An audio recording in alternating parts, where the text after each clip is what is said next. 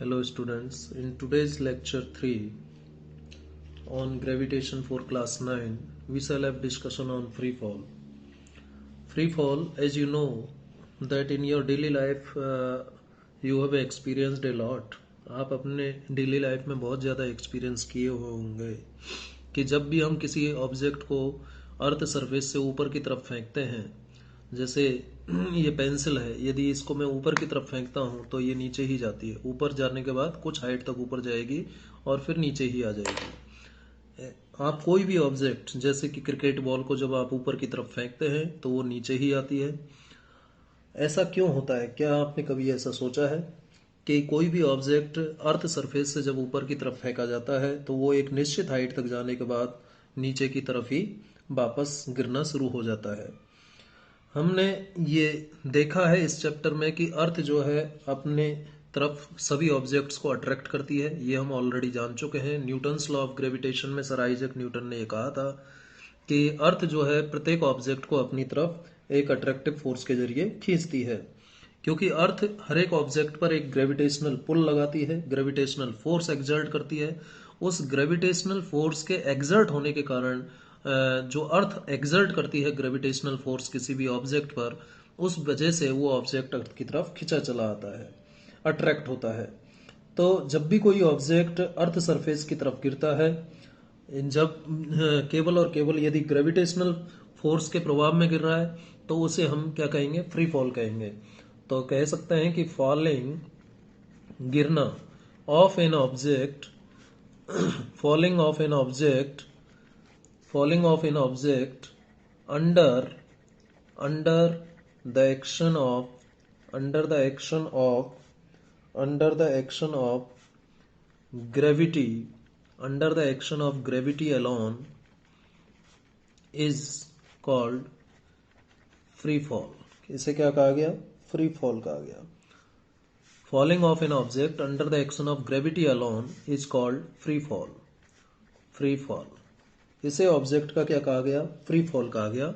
कि जैसे ये कोई बॉल है, इस बॉल को जब आप अर्थ सरफेस से ऊपर की तरफ थ्रो किए, ये अर्थ सरफेस है, अर्थ सरफेस से जब आपने इस बॉल को ऊपर की तरफ थ्रो किया तो ये मैक्सिमम हाइट एच तक गई, मैक्सिमम हाइट एच तक गई ये ऊपर, और उसके बाद में ये वापस नीचे की तरफ आती है बिकॉज ऑफ ग्रेविटी। तो under the action of gravity जब कोई ऑब्जेक्ट नीचे की तरफ गिरता है तो ऐसा ऑब्जेक्ट किस में कहलाएगा? फ्री फॉल में कहलाएगा। समझ में आ गया होगा आई थिंक आपको कि जब भी कोई ऑब्जेक्ट केवल और केवल ग्रेविटी के प्रभाव में, अर्थ के ग्रेविटी के प्रभाव में नीचे की तरफ गिरता है तो वो क्या कहलाता है? फ्री फॉल कहलाता है। अब जब कोई ऑब्जेक्ट नीचे की तरफ गिरता है तो क्या उसकी वेलोसिटी में चेंज होता है? जब कोई ऑब्जेक्ट, जैसे ये बॉल है, नीचे की तरफ गिर रही है तो क्या इसकी वेलोसिटी में चेंज होगा? और जब गिरती है तो क्या इसकी डायरेक्शन में कोई चेंज होता है? जब ये नीचे की तरफ गिरती है बॉल तो क्या इसकी डायरेक्शन में कोई चेंज होता है?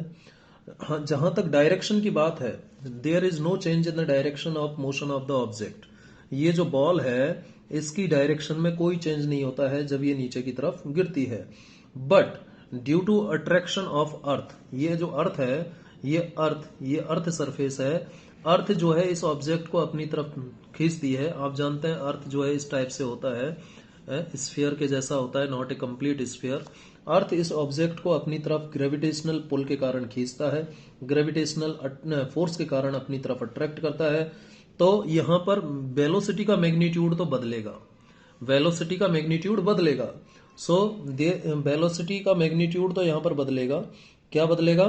Change in magnitude, change in magnitude, change in magnitude of velocity, change in magnitude of velocity तो होगा, but no change in the direction, but no change in the direction. Direction में कोई change नहीं आएगा, लेकिन magnitude of velocity में change होगा because of gravity of earth. जो ग्रेविटेशनल फोर्स अर्थ के द्वारा इस ऑब्जेक्ट पर ये ऑब्जेक्ट जो कि आपने बॉल कंसीडर किया है, इस बॉल के ऊपर अर्थ ने जो ग्रेविटेशनल फोर्स एक्सर्ट किया है उसकी वजह से इस बॉल का नीचे गिरते समय जो मैग्नीट्यूड है वेलोसिटी का वो तो चेंज होगा, लेकिन डायरेक्शन में कोई चेंज यहाँ पर नहीं होगा। और जब कोई वेलोसिटी में चेंज होता है तो उसे हम एक्सिलरेटेड मोशन कहते हैं, क्योंकि कोई भी जब चेंज होता है वेलोसिटी में तो इसका मतलब वहाँ एक्सिलरेशन में चेंज आ रहा है।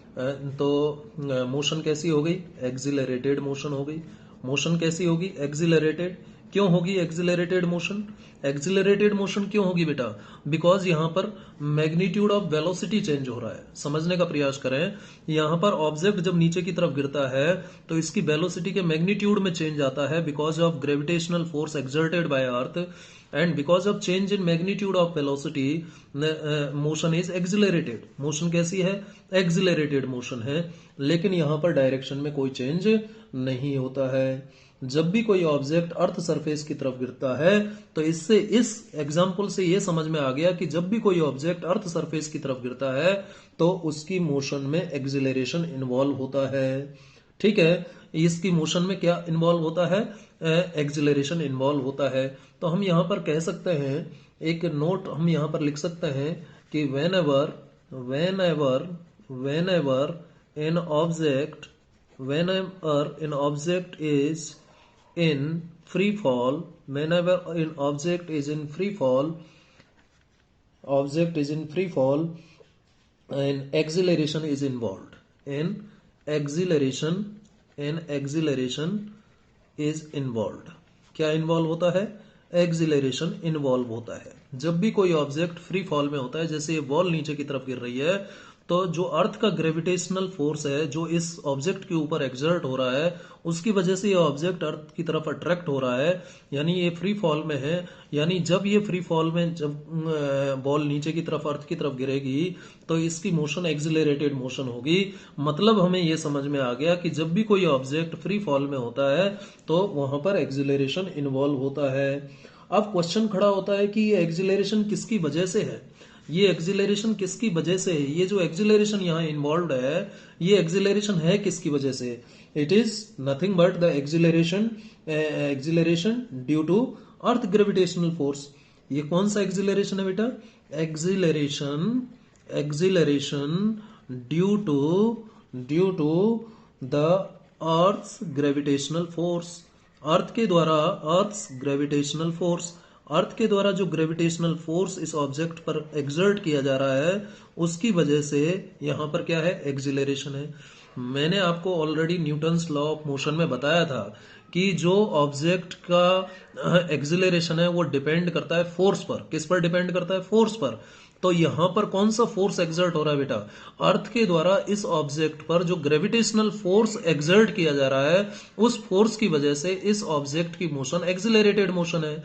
तो जो एक्सिलरेशन इस ऑब्जेक्ट के फ्री फॉल के समय यहां पर होगा वो एक्सिलरेशन अर्थ के ग्रेविटेशनल फोर्स के कारण होगा। किसकी वजह से होगा? अर्थ के ग्रेविटेशनल फोर्स के कारण होगा। इसलिए इसी एक्सिलरेशन को हम एक नया नाम देते हैं, acceleration due to gravity. Acceleration due to gravity एक टर्म यहां पर डिफाइन हो जाएगी, एक्सिलरेशन ड्यू टू ग्रेविटी। ये जो एक्सिलरेशन है due to earth gravitational force, इसको हम नए नाम से जानते हैं acceleration due to gravity. Acceleration due to gravity. ठीक है, अब क्वेश्चन खड़ा हो जाता है कि एक्सिलरेशन ड्यू टू ग्रेविटी, हमें यह तो समझ में आ गया कि एक्सिलरेशन ड्यू टू ग्रेविटी कहां से आ गया। देखिए फिर से देखते हैं, फ्री फॉल की हम बात कर रहे हैं। फ्री फॉल का मतलब होता है कि किसी ऑब्जेक्ट का ग्रेविटी के प्रभाव में गिरना। केवल ग्रेविटी के प्रभाव में जब कोई ऑब्जेक्ट नीचे की तरफ गिरता है, जैसे कि ये बॉल है, ये जिसको हमने ऑब्जेक्ट कंसीडर किया है, जब ये ऑब्जेक्ट नीचे की तरफ गिरता है केवल ग्रेविटी के प्रभाव में, तो इस समय इसकी जो फॉलिंग है, गिरना है, ये फ्री फॉल कहलाएगा। ठीक है, अब यहाँ जब ये फ्री फॉल में होता है ऑब्जेक्ट तो इसकी डायरेक्शन में तो कोई चेंज आता नहीं है, लेकिन मैग्नीट्यूड ऑफ वेलोसिटी में चेंज आता है because of the gravitational force exerted by earth on this object. इस ऑब्जेक्ट के ऊपर ग्रेविटेशनल फोर्स लगाया जा रहा है, किसके द्वारा? अर्थ के द्वारा। और जो ग्रेविटेशनल फोर्स लगाया जा रहा है इस ऑब्जेक्ट के ऊपर अर्थ के द्वारा, उस वजह से इस ऑब्जेक्ट की जो मोशन है वो एक्सिलरेटेड मोशन हो रही है। यानी इस ऑब्जेक्ट के फ्री फॉल के समय यहां पर एक एक्सिलरेशन इन्वॉल्व है। उस एक्सिलरेशन को हम एक्सिलरेशन, किसकी वजह से इन्वॉल्व है ये acceleration? It is because of earth gravitational force. Earth के ग्रेविटेशनल फोर्स के कारण यहां पर एक्सिलरेशन है, और इसी एक्सिलरेशन को हम क्या नाम देते हैं? एक्सिलरेशन ड्यू टू ग्रेविटी कहते हैं। और यही एक्सिलरेशन ड्यू टू ग्रेविटी को यदि हम डिफाइन करें प्रॉपर तरीके से, तो कैसे डिफाइन कर सकते हैं? Acceleration due to gravity, acceleration due to gravity जिसका सिंबल हम स्मॉल जी कह सकते हैं। Small G is the symbol of acceleration due to gravity, and it is nothing but it is the acceleration, it is the acceleration of an object, it is the acceleration of an object which is in free fall, ये उस object का acceleration है जो कि free fall में है, इसका मतलब ये जो बॉल है जिसको आप ऑब्जेक्ट नाम दे रहे हैं, इस बॉल के फ्री फॉल के समय जो इसके पास एक्सिलरेशन होता है उसे ही हम इसका एक्सिलरेशन ड्यू टू ग्रेविटी कहते हैं। यानी अर्थ के ग्रेविटेशनल फोर्स के कारण बॉल पर जो फोर्स एक्सर्ट किया जाता है, ग्रेविटेशनल फोर्स, उसकी वजह से बॉल की मोशन जो एक्सिलरेटेड होती है, वहां पर जो एक्सिलरेशन इन्वॉल्व होता है उसे हम एक्सिलरेशन ड्यू टू ग्रेविटी कहते हैं। So acceleration due to gravity is nothing but the acceleration of an object which is under free fall, which is in free fall। ठीक है, जो ऑब्जेक्ट फ्री फॉल में होता है उसका एक्सिलरेशन ड्यू टू ग्रेविटी कहलाता है, जिसको स्मॉल जी से रिप्रेजेंट करते हैं। यूनिट की बात करें तो ये भी एक टाइप का एक्सिलरेशन है, इसलिए इसका यूनिट क्या होगा? मीटर पर सेकेंड स्क्वायर होगा, जिसको आप इस तरीके से भी लिख सकते हैं, मीटर पर सेकेंड स्क्वायर भी लिख सकते हैं। ठीक है, इस तरीके से इसे लिखा जा सकता है। अब प्रश्न खड़ा होता है कि इसका फॉर्मूला क्या होगा? तो इसके फॉर्मूले को हम डिराइव करने के लिए न्यूटन सेकंड लॉ की हेल्प ले सकते हैं। जैसे अभी इसका फॉर्मूला हमें डिराइव करना है, तो हम कंसीडर कर लेते हैं कि ये बॉल है, ये बॉल जिसका मास m है, ये फ्री फॉल में है इस अर्थ सरफेस की तरफ। अर्थ जो है इसके ऊपर, यहाँ अर्थ, ये अर्थ सरफेस है, अर्थ इस बॉल के ऊपर जिसका मास m है, ठीक है, इस बॉल का मास m है, ये इसको अपनी तरफ खींचती है एक्सिलरेशन ड्यू टू ग्रेविटी के कारण। ये नीचे की तरफ गिर रहा है बॉल, ठीक है, क्योंकि अर्थ इस बॉल के ऊपर क्या लगा रही है? ग्रेविटेशनल फोर्स लगा रही है। कौन सा फोर्स लगा रही है? ग्रेविटेशनल फोर्स लगा रही है। किसके द्वारा लगाया जा रहा है? अर्थ के द्वारा। अर्थ के द्वारा इस बॉल पर ग्रेविटेशनल फोर्स एक्सर्ट किया जा रहा है, ठीक है, तो इस वजह से ये बॉल फ्री फॉल में है। किस में है? फ्री फॉल में है। अब यहां पर न्यूटन सेकंड लॉ की यदि हम बात करें तो as per Newton second law, as per Newton's second law, Newton second law की यदि मैं बात करूं, यहां पर यदि न्यूटन सेकंड लॉ की बात करूं तो क्या लिख सकते हैं बेटा? F is equal to M A लिख सकते हैं। लेकिन क्या यहाँ ए का वैल्यू किसके बराबर है? G के बराबर है, तो इसलिए F का वैल्यू किसके बराबर आ जाएगा? mg के बराबर आ जाएगा। किसके बराबर आ जाएगा? mg। इसको मैं मान लेता हूं इक्वेशन 1, जहां पर m क्या है? m इस बॉल का मास है, g क्या है? जिस एक्सिलरेशन से ये नीचे की तरफ मूव कर रही है बॉल, ठीक है, तो न्यूटन सेकंड लॉ से क्या लिख सकते हैं? Force is equal to mass into acceleration, और इस ए की जगह, एक्सिलरेशन की जगह एक्सिलरेशन ड्यू टू ग्रेविटी आएगा, क्योंकि ये under the action of gravity गिर रही है बॉल, इसलिए एफ इज इक्वल टू क्या हो जाएगा? mg हो जाएगा। तो उम्मीद है यहां तक आपको क्लियर हुआ होगा। आगे बढ़ते हैं। F is equal to mg हमने निकाल लिया। अब देखिए, जब ये बॉल नीचे की तरफ गिर रही थी तो ये क्या है बेटा? अर्थ है, यहाँ अर्थ है, अर्थ का अपना कुछ मास है, अर्थ का अपना मास है, और इस बॉल का मास स्मॉल m है, और इन दोनों के बीच की यदि हम डिस्टेंस की बात करें, इन दोनों के बीच डिस्टेंस की यदि हम बात करें तो अर्थ के रेडियस के बराबर लिया जा सकता है। क्यों? क्योंकि अर्थ के साइज के कंपैरिजन में इस बॉल का साइज काफी कम है, इसलिए हम इस बॉल और अर्थ सरफेस के अर्थ के बीच का जो डिस्टेंस है अर्थ की रेडियस के बराबर कंसीडर कर सकते हैं। तो हमारे पास यहाँ पर दो ऑब्जेक्ट हुए, इसको मैं दोबारा से यदि बनाऊं यहाँ पर, तो एक तो हो गई बॉल जिसका मास स्मॉल m है, एक तो बॉल हो गई जिसका मास स्मॉल m है, जो कि फोर्स ऑफ ग्रेविटेशन जो कि अर्थ के द्वारा एक्सर्ट किया जा रहा है, ये अर्थ है बेटा। अर्थ का जिसका मास m है, अर्थ, ठीक है, और अर्थ की रेडियस, यदि मैं अर्थ की रेडियस कंसीडर करूं, ये कैपिटल R है, ठीक है, मास m है, तो इस बॉल और अर्थ के बीच का डिस्टेंस भी हम कैपिटल R के बराबर कंसीडर कर सकते हैं, क्योंकि बॉल का जो साइज है वो अर्थ के कंपैरिजन में काफी कम है। तो उस केस में जो ग्रेविटेशनल फोर्स होगा, since gravitational force between earth and ball, earth और बॉल के बीच जो ग्रेविटेशनल फोर्स लगेगा बेटा, वो कितना होगा? अर्थ और बॉल के बीच जो ग्रेविटेशनल फोर्स लगेगा, Gm1 मतलब मास ऑफ अर्थ, m2 मतलब mass of ball, divided by distance square. Distance कितना ले रहे हैं? अर्थ के रेडियस के बराबर ले लेते हैं। इसको मैं इक्वेशन नंबर 2 मान लेता हूं। उम्मीद है यहां तक आपको क्लियर हुआ होगा। इसको मैं क्या मान लेता हूं? इक्वेशन नंबर 2 मान लेता हूं। अब देखिए इक्वेशन 1 क्या था मेरे पास? ये था हमारे पास equation 1, F is equal to mg, और इक्वेशन 2 ये है। तो देखिए using equation 1 and 2 we have, क्या आएगा हमारे पास? एम जी, एफ की जगह क्या लिख सकते हैं? Small M into G is equal to capital G capital M small M upon R square. देखिए स्मॉल एम से स्मॉल एम कैंसिल हुआ, तो जी स्मॉल जी का वैल्यू क्या आ गया? Capital G capital M upon R square. This is the formula for acceleration due to gravity.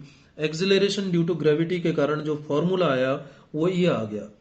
अब देखिए इस एक्सिलरेशन ड्यू टू ग्रेविटी की जो वैल्यू है, एक ये तो यूनिवर्सल कांस्टेंट है capital G, 6.67 into 10⁻⁻11 newton metre square पर किलोग्राम स्क्वायर इसका वैल्यू होता है।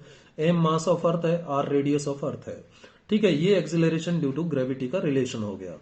अब मैं यदि यहां पर बात करूं, ये देखिए अर्थ की यदि मैं बात करता हूं तो बेटा अर्थ हमारी कैसी है? Not a complete sphere. Earth जो है हमारे नॉर्थ और साउथ पोल पर थोड़ी सी चपटी है। यानी यदि ये अर्थ का सेंटर है तो ये तो हो गया इक्वेटर, ठीक है, ये क्या हो गया? इक्वेटर हो गया, और ये इसका एक्सेस हो गया, एक्सेस ऑफ रोटेशन, ठीक है, ये सेंटर है। तो ये वाली जो रेडियस होगी आर ई से रिप्रेजेंट करता हूं इक्वेटर पर, ठीक है, और ये वाली रेडियस को मैं रिप्रेजेंट करता हूं आर पी, पोल्स पर जो रेडियस है ये आर पी है, तो नीचे वाली भी आर पी होगी। ये नीचे साउथ पोल है, ये साउथ पोल है, ये नॉर्थ पोल है, नॉर्थ पोल की जो सेंटर से डिस्टेंस है वो भी रेडियस हो गई, और ये भी रेडियस हो गई, ये इक्वेटर पर रेडियस है, और ऐसे ये भी आर ई के बराबर होगी इक्वेटर पर रेडियस। आप सब जानते होंगे कि जो इक्वेटर पर रेडियस है, इक्वेटर पर जो रेडियस है ये आर ई क्यू, ये बड़ी है किससे? आर पोल से। पोल्स पर रेडियस से ज्यादा है इक्वेटर पर रेडियस, ठीक है, ये कम होगा और ये ज्यादा होगा। तो इक्वेटर पर रेडियस ज्यादा है, तो अब देखिए जी की वैल्यू जो है वो क्या है? G M upon R square है, यानी जी की वैल्यू इनवर्सली प्रोपोर्शनल है आर स्क्वायर के, यानी जिसके लिए आर ज्यादा होगा जी कम होगा, और जिसके लिए आर कम होगा जी ज्यादा होगा। तो देखें जरा, यदि इक्वेटर पर रेडियस ज्यादा है और अर्थ पोल्स पर रेडियस कम है, तो जी का वैल्यू, इक्वेटर पर ज्यादा है रेडियस तो आर ज्यादा हुआ इक्वेटर पर, तो जी कम हो गया, इक्वेटर पर जी कम हो जाएगा, और जी का वैल्यू कहाँ ज्यादा होगा? पोल्स पर ज्यादा होगा, क्योंकि पोल्स पर रेडियस कम है इसलिए वहां जी का वैल्यू ज्यादा होगा, ठीक है। तो मतलब ये हो गया कि पोल्स पर जी का वैल्यू ज्यादा होता है और इक्वेटर पर जी का वैल्यू कम होता है। यहां से बहुत ही एक इंटरेस्टिंग फैक्ट आ जाएगा निकल करके। देखिए आगे हम बात करेंगे वेट की। किसकी बात करेंगे? वेट की बात करेंगे। वेट बराबर होता है mass into acceleration due to gravity. यदि आप मान लीजिए इक्वेटर पर आपने मान लीजिए शुगर परचेज की, कितनी शुगर परचेज की? 1 किलोग्राम 1 किलोग्राम, ठीक है, 1 किलोग्राम शुगर परचेज की, और उसको जब आप पोल्स पर मेजर करेंगे जा करके, ये 1 किलोग्राम वेट शुगर परचेज की आपने कहां पर? इक्वेटर पर, तो पोल्स पर ये कितना होगा? कम होगा या ज्यादा होगा? पोल्स पर जब इसी को पोल्स पर ले जाकर के मेजर करेंगे तो पोल्स पर तो जी का वैल्यू ज्यादा है, तो ये मोर देन, यही 1 किलोग्राम जो शुगर है ये मोर देन 1 किलोग्राम होगी, मोर देन 1 किलोग्राम वेट होगी, क्योंकि जो पोल्स है वहां पर जी का वैल्यू ज्यादा है। तो जी का वैल्यू ज्यादा होने से वेट जो है ज्यादा आएगा वहां पर, और इक्वेटर पर जी का वैल्यू कम है तो वेट कम आएगा। तो जैसे आपने मान लीजिए पोल्स पर मान लेते हैं पोल्स पर आपने जो है 10 किलोग्राम वेट शुगर परचेज की पोल्स पर। यदि पोल्स पर आप 10 किलो चीनी तुलवाते हैं तो इक्वेटर पर कितनी बचेगी? इक्वेटर पर 10 किलोग्राम वेट से कम होगी, क्योंकि इक्वेटर पर क्या है, जी का वैल्यू कम है। इक्वेटर पर जी का वैल्यू कम है, क्योंकि जो पोल्स हैं वहां पर जी का वैल्यू ज्यादा है। तो 10 किलोग्राम वेट आपने यहाँ पर शुगर परचेज की, तो वो इक्वेटर पर आकर के वो वजन में कम होगी, क्योंकि वहां पर जी का वैल्यू कम है। तो वजन क्या होता है, वेट क्या होता है, मास इनटू जी होता है, एक्सिलरेशन ड्यू टू ग्रेविटी। तो ये भी आप एक बात ध्यान रखिएगा। तो ये एक बात हुई। अब एक न्यूमेरिकल वैल्यू की हम यहाँ बात कर लेते हैं कि इसकी न्यूमेरिकल वैल्यू क्या होगी। जी की वैल्यू जी की न्यूमेरिकल वैल्यू क्या होती है, ये भी हम यहाँ बात कर लेते हैं। देखिए, value of G, value of G, numerical value की बात कर रहा हूँ। अभी मैंने आपसे बात की कि पोल्स पर जी का वैल्यू ज्यादा होता है, इक्वेटर पर कम होता है। लेकिन यदि न्यूमेरिकल वैल्यू की बात करें तो जी क्या होता है आपका, capital G capital M upon R square होता है।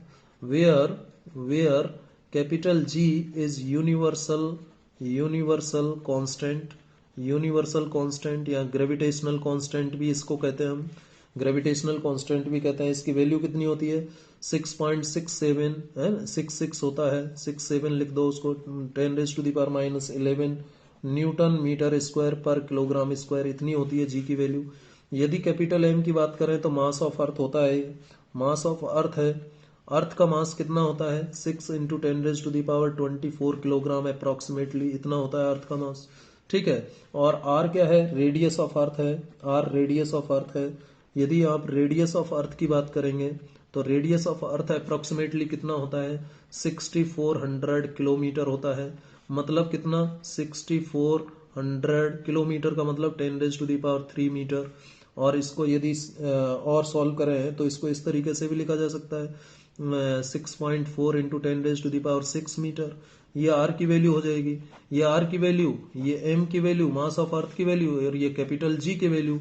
जब यहाँ पर रखोगे जी की वैल्यू, जब यहाँ पर रखोगे तो कैपिटल जी कितना, 6.67 × 10⁻11, कैपिटल एम कितना, 6 × 10⁻24, डिवाइडेड बाय आर कितना, 6.4 × 10⁻6 होल स्क्वायर, इतना। इसको आप और सॉल्व करें, 6.67 × 10⁻11 into 6 × 10⁻24 divided by 6.4 × 6.4 whole square है ना बेटा।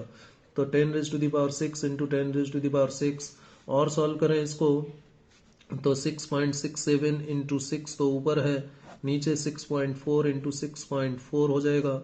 ऊपर यदि 10 की पावर में बात करें तो 24 और -11, तो ये हो जाएगा 10⁻, कितना आ जाएगा, 13 आ जाएगा, +13 आ जाएगा। और नीचे यदि देखें तो 10⁻12 आ जाएगा, नीचे देखें तो 10⁻12 आ जाएगा। ठीक है, इसको और फर्दर सॉल्व करें तो सॉल्व करने पर ये ऊपर जाएगा तो 10 हो जाएगा, यानी इसको लिख सकते हैं 6.67 × 60। यहाँ 10 बचेगा ना, एक ऊपर, इस ये ऊपर जाकर के -12 होगा, 10 बचेगा, 10 को इन जीरो यहाँ 6 के साथ लिख दिया, 60 हो गया, 6.4 × 6.4।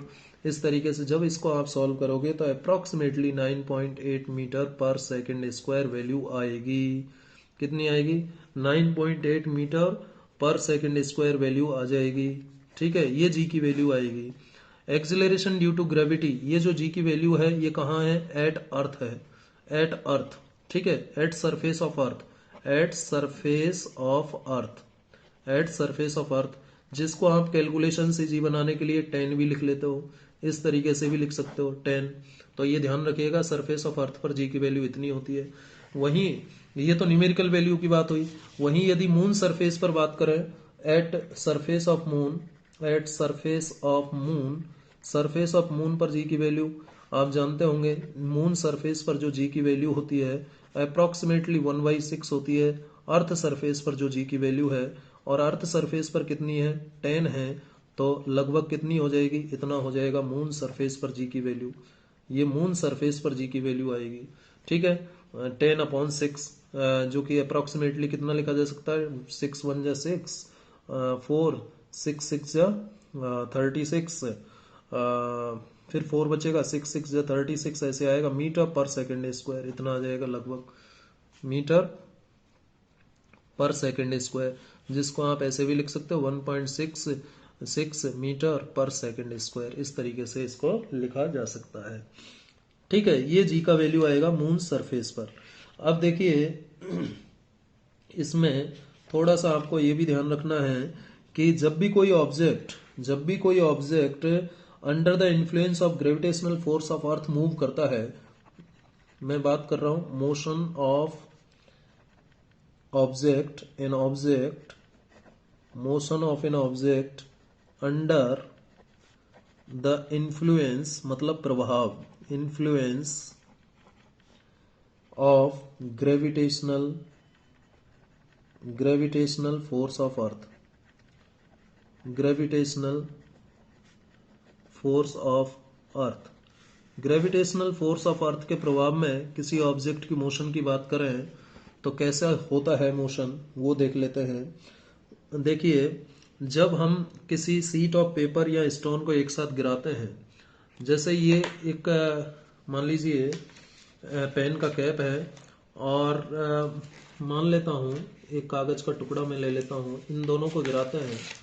ये मान लीजिए कागज का टुकड़ा है और ये मान लीजिए पेन का कैप है। इन दोनों को एक साथ जब मैं गिराऊंगा तो देखेंगे जरा, एक साथ गिराया तो कागज थोड़ी देर बाद में नीचे जा रहा है, लेकिन पेन पहले नीचे पहुंच गया।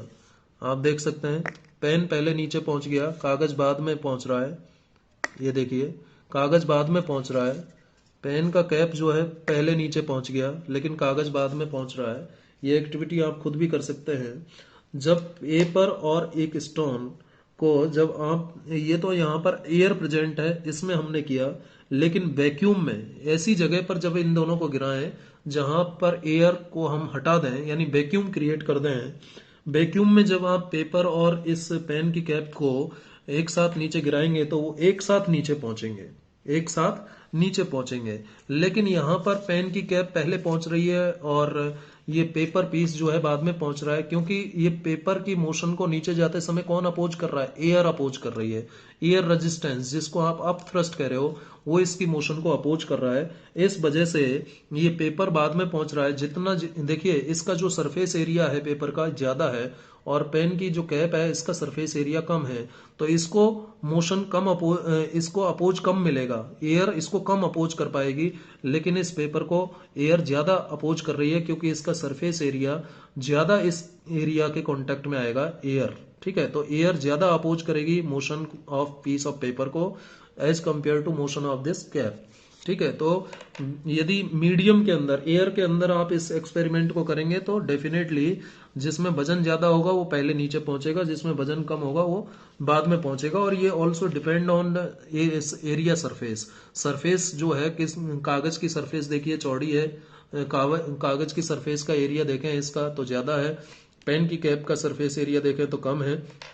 तो ज्यादा सरफेस एरिया है तो ज्यादा एयर जो है इसको अपोज करेगी, इसलिए बाद में पहुंचेगा। लेकिन इसको जब हम वैक्यूम में करते हैं तो दोनों सेम टाइम पर पहुंचते हैं, क्योंकि वहां पर इनको कोई अपोज करेगा नहीं इनके मोशन को, और वो सेम टाइम पर नीचे पहुंचेंगे। ठीक है, अब यदि जब हम बात करते हैं इक्वेशंस ऑफ मोशन की जब हम बात करते हैं तो इक्वेशंस ऑफ मोशन कैसे लिखी जाएंगी। देखिए फर्स्ट इक्वेशन ऑफ मोशन होता है v is equal to u plus a t. अब a की जगह क्या आ जाएगा, g आ जाएगा। जब कोई ऑब्जेक्ट नीचे की तरफ गिर रहा है, ठीक है, ये कोई ऑब्जेक्ट है मान लीजिए और ये नीचे की तरफ गिर रहा है, तो a बराबर क्या हो जाएगा, g हो जाएगा। तो उस केस में v बराबर u प्लस जी टी हो जाएगा। ये इक्वेशन इस तरीके से हो जाएगा first equation of motion. Second equation of motion you t plus half a t square है, ये क्या हो जाएगा, इसकी फॉर्म में इसको किस तरीके से लिखा जाएगा, यू टी प्लस ए की जगह क्या हो जाएगा बेटा, जी टी स्क्वायर हो जाएगा। थर्ड इक्वेशन ऑफ मोशन क्या होता है, v square is equal to u square plus two a s है, तो उस केस में ए बराबर जी लिखोगे तो v square is equal to a square plus two g s हो जाएगा। लेकिन यदि ऑब्जेक्ट ऊपर की तरफ जा रहा है यानी ए जी तो नीचे की तरफ है और इस ऑब्जेक्ट की मोशन ऊपर है, तो ए बराबर क्या आ जाएगा, माइनस जी आ जाएगा।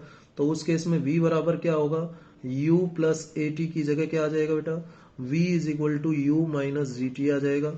और s is equal to u t plus half a t square क्या बन जाएगा, ये बन जाएगा s is equal to u t minus 1/2 g t square, क्योंकि ए की जगह माइनस जी आएगा, और v square is equal to u square plus twice a s, ये क्या बन जाएगा, v square is equal to u square minus 2g S बन जाएगा।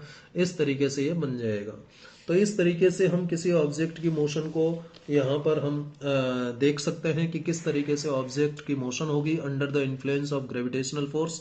तो ग्रेविटेशनल फोर्स के इन्फ्लुएंस में जब कोई ऑब्जेक्ट मोशन करता है, तो मैंने जैसे अभी आपको एक एक्टिविटी भी बताई, आप खुद भी घर पर करके देखिएगा उसे, कि एक पीस ऑफ पेपर लीजिएगा, एक पेपर लीजिएगा और एक कोई सॉलिड ऑब्जेक्ट लीजिएगा, दोनों बॉल ले लीजिएगा, दोनों को एक साथ एक हाइट से गिराएंगे, तो आप देखेंगे कि बॉल तो पहले पहुंच जाएगी और जो पेपर है वो बाद में पहुंचेगा, क्योंकि पेपर को ज्यादा एयर अपोज कर रहा है, अब थ्रस्ट ज्यादा मिल रहा है और बॉल को उतना नहीं मिल पा रहा है। जबकि और दूसरा बात यह है कि जब भी किसी ऑब्जेक्ट को आप गिराएंगे तो मास ज्यादा है, तो उस केस में ग्रेविटेशनल फोर्स ज्यादा एक्सर्ट होगा, ठीक है, क्योंकि जी का वैल्यू तो वही होगा लेकिन एम जी का वैल्यू ज्यादा हो जाएगा, वेट ज्यादा हो जाएगा।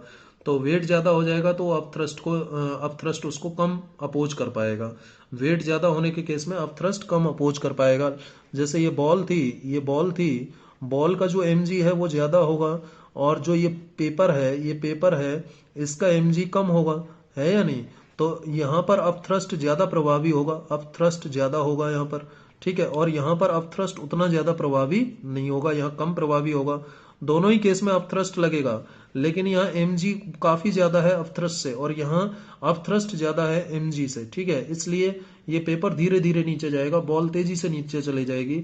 दूसरा मैंने यहाँ पर यह बताया कि अब थ्रस्ट ज्यादा क्यों लग रहा है पेपर पर, क्योंकि पेपर का जो सरफेस एरिया है वो ज्यादा है, तो ज्यादा एयर इसको अपोज करेगी, और बॉल का सरफेस एरिया कम है इसलिए इसको कम अपोज मिलेगा, ठीक है। तो ये मोशन ऑफ ऑब्जेक्ट हो गया under the influence of earth. तो उम्मीद है आपको ये डिस्कशन पसंद आया होगा। तो ये हमने आज इस लेक्चर में, लेक्चर नंबर 3 में बात की acceleration due to gravity, free fall and motion of an object under the influence of gravitational force of earth. उम्मीद है आपको समझ में आया होगा। Thank you very much.